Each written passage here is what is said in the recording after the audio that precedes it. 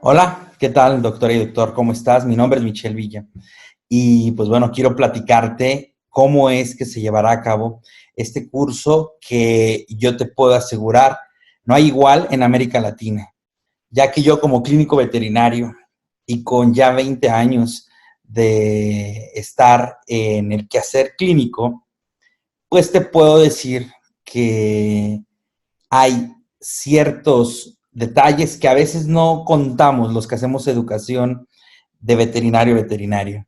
Y en este caso, quiero, en este 2021, cooperar con este punto de vista, que es como, creo yo, desde que he visto que mi padre practica, que se dan, porque mi padre es médico veterinario, que se dan ciertas presentaciones y ciertas lógicas clínicas. Esto es, ¿cómo podemos abordar al paciente febril, al que convulsiona?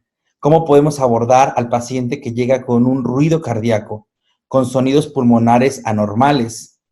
La idea de este curso es poder unificar criterios, es poder tener una medicina que esté basada en la evidencia y también enseñarnos cómo poder entender esa evidencia médica, porque no solamente es que esté escrito, es que lo que esté escrito realmente tenga una validez. Y para ello no te pido que estudies muchos artículos, yo los he estudiado y he estado practicando durante muchos años la medicina en perros y gatos. Y quiero llevarte de la mano para que juntos podamos tener la oportunidad de compenetrarnos clínicamente, enseñarte lo que nos ha llevado a resolver de una manera directa y sobre todo hacer predicciones del resultado clínico de nuestros pacientes. Y pues bueno, te quiero presentar estos 20 ítems que hemos seleccionado para todas y cada una de las 60 clases que va a constar este curso. Nos veremos durante 14 meses, semanalmente, para poder platicar de la clínica médica. Te quiero mostrar cómo va a ser la presentación general y en qué va a consistir. ¿Me quieres acompañar? Muy bien. Te presento cómo van a ser las clases mediante un formato único en donde queremos llevarte de la mano, de acuerdo a los signos que comúnmente se presentan en la clínica diaria de perros y gatos. Y para ello vamos a empezar como un ejemplo con la fiebre. La primera diapositiva va a ser una definición y generalidades de la fiebre, solamente para poder unificar los criterios en un principio. La diapositiva 2 o el punto 2 es qué material mínimo tenemos que tener en el consultorio para poder atender un paciente con fiebre o con soplo cardíaco o con claudicación o con diarrea aguda, diarrea crónica, vómito agudo, vómito cíclico durante ya varios meses, el paciente ictérico, el paciente que sangra, el paciente ascítico, el paciente que convulsiona. La idea de esto es hablar desde que se presenta el paciente, qué materiales yo tengo que tener, qué lista debo de tener y que no falte ningún elemento para entonces poder hacer frente a esos pacientes. Y esto es algo que la gente de mucha experiencia va a decir, yo tengo todo eso, sí. Pero ¿qué pasa con el joven veterinario que recién acaba de graduarse? ¿Qué pasa con el estudiante que quiere empezar a tener una práctica clínica? Esta parte le va a servir bastante, porque vamos a hablar de los materiales mínimos, los recursos técnicos, los consumibles y lo que deberíamos de tener para poder hacer frente a un paciente clínico. El tercer punto o el tercer capítulo de cada una de nuestras clases van a ser hablar de la anamnesis, los puntos clave de la anamnesis. Tú puedes decir, anamnesis, ¿qué tanto podemos ver en una anamnesis? O, como lo dice el número punto 4, ¿qué puntos clave de la exploración clínica? Mira, en veterinaria a veces no le damos la importancia, pero tiene una base fundamental. Existen libros como el de Blood, de, de semiología veterinaria. Existen artículos buenos, pero lo que yo quiero es condensarte cómo se presentan en América Latina y de qué manera podemos tropicalizar para poder hacer una consulta lo más breve posible en tiempo. No quiere decir que lo vamos a hacer en 15 minutos todo, pero sí lo más breve, las perlas clínicas, las claves que tenemos que buscar en la exploración y en la anamnesis. Y para eso, déjame mostrarte este libro, que es el Bates de exploración clínica. Esto es de humanos. Son 1000 páginas de humana. Esta es la edición 12, no es una edición nueva, o sea, no es una edición que recién haya pasado, sino esto ya tiene más de 30 años de estar haciendo reediciones. Yo con esto quiero darte el punto de vista de la vieja escuela, de la importancia de la exploración física y la anamnesis, y hacer una interrelación clínica para hacer un criterio clínico. El punto número 5 es la lista de los diferenciales, en este caso en gatos. Vamos a utilizar como base lo que nos dice la Universidad de Cornell.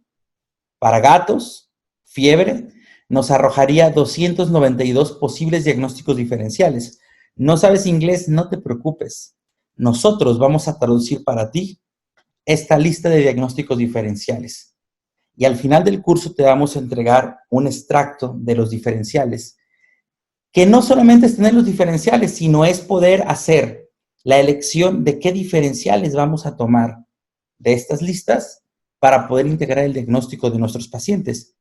El capítulo 5 sería gatos, el capítulo 6 sería perros. La lista de diferenciales, fíjate, 353 diferenciales para fiebre en perros. Yo quiero que empecemos ya a partir de que el paciente está febril. ¿Qué es lo que voy a hacer? ¿Cómo voy a enfrentar a ese paciente febril, perro o gato? Vamos a hacer claras diferencias entre el gato y el perro porque no se puede tratar por igual. El punto 7 es qué ensayo terapéutico pudiésemos, cuando sea necesario, cuando sea prudente, aplicar en la consulta. ¿Qué es un ensayo terapéutico? Para quien no lo sepa, es la administración de un medicamento para poder apreciar, valorar, cuantificar o cualificar la respuesta orgánica y con base en eso poder definir una posible respuesta al tratamiento que nosotros podemos administrar. Esto es un tema que es muy poco hablado, pero que es un recurso muy importante, sobre todo cuando el cliente, mediante un previo consentimiento informado, no tenga el dinero suficiente para poder llevar a cabo algunas pruebas clínicas y quizás con algún ensayo terapéutico podamos ayudar a predecir la reactividad del organismo, la reacción del organismo ante ese tratamiento que podemos instaurar. Y solamente lo vamos a tocar cuando sea adecuado. Y lo más importante, cuando haya un mínimo riesgo para el paciente, porque no se trata de experimentar, se trata de aplicar ciencia, se trata de aplicar conocimientos. Esto no va a ser, es que en mi experiencia es estas situaciones que justifica el hecho de hacer el ensayo terapéutico en el punto número 7. En el capítulo número 8 es qué pruebas complementarias hematológicas podemos nosotros pedir, procesar e interpretar. Básicamente sería el hemograma, pero ¿qué es lo que yo estaría viendo en ese hemograma? Tanto lo que me daría de resultados el aparato, por ejemplo, el manejo de los histogramas, las tendencias que tendríamos nosotros, como la observación microscópica y la utilización de un hemograma manual. Que si tú no tienes un aparato, no te preocupes, eso no indica que no puedas hacer medicina en tiempo real. La idea es que tú y yo podamos hacer una diferencia con lo poco o lo mucho que podamos llegar a tener. El punto número 9 serían las pruebas complementarias bioquímicas. ¿Qué pruebas? ¿Por qué vamos a pedir estas pruebas o estos analitos? ¿Cuándo recomendarlos? Y la interpretación de las mismas en cada una de las diferentes ítems de los signos clínicos. Por ejemplo, en convulsiones, como es el caso de fiebre, sangrado, cuando exista vómito, hematuria, claudicación, etc. El capítulo número 10 comprende qué pruebas complementarias en orina podemos pedir.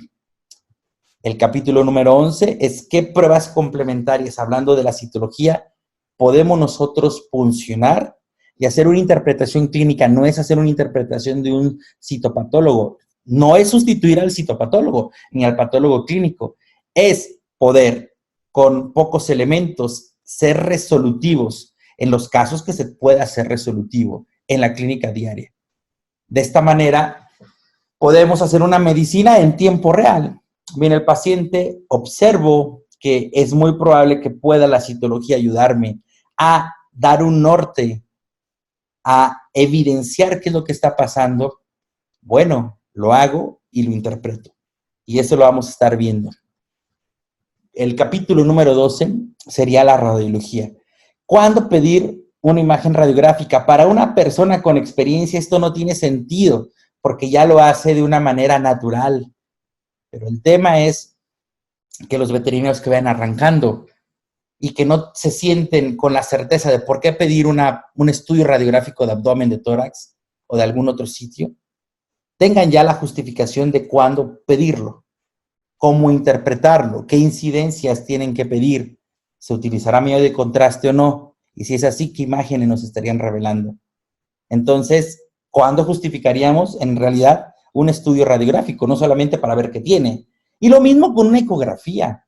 Pero además en la ecografía te voy a enseñar qué técnica puedes utilizar en tu consultorio con un equipo básico. Claramente esto no va a ser para estar viendo Doppler y todo lo demás, porque la idea de esto es poder hacer un manejo general en una clínica general por un médico general. No es sustituir a un especialista. ¿Por qué no es sustituir a un especialista? Porque la idea es incluso saber cuándo podemos nosotros derivar al especialista, que es una parte importante y es una parte ética el derivar. La prueba o el capítulo 14 serían las pruebas complementarias avanzadas, que puede ser scintigrafía, tomografía, resonancia, cuándo sí, cuándo no, por qué sí, por qué no. Sobre todo es eso. Y empezar a darle también un contexto de bioética a las mismas pruebas. El capítulo 15 serían las consideraciones para un manejo ambulatorio. ¿Qué consideraciones dentro del paciente febril nos aseguran o nos ayudan o nos respaldan para nosotros poder saber que el manejo en casa va a ser suficiente y procurar evitar que se vaya a complicar en casa colocando ciertas perlas diagnósticas, tomándolas en cuenta, recordándotelas para que te quedes siempre presente y poder hacer un trabajo con la menor cantidad de zozobra y de errores. El capítulo 16 es ¿qué consideraciones tenemos para hacer un manejo hospitalario? ¿Cuándo y bajo qué parámetros sería adecuado hacer el manejo hospitalario? Y que de esta manera podamos justificar frente al cliente y no solamente hospitalizar a todo paciente porque viene un poco deshidratado. Eso creo que es importante. El hecho de hacer incluso un manejo hospitalario con calidad y calidez. Y por lo tanto, ¿cuál es el material mínimo para iniciar una hospitalización? ¿Qué parámetros tengo que tener? ¿Qué materiales, qué instalaciones, qué destrezas médicas, qué convenios en la tercerización de ciertos elementos, qué equipos médicos debemos de tener para hacer un manejo hospitalario adecuado? Fíjate, y esto es un punto importante. A veces queremos nosotros hospitalizar sin tener los materiales, es decir, bueno, le dejamos con una lamparita, un pañalito, un goteo cayendo, ya con eso está hospitalizado.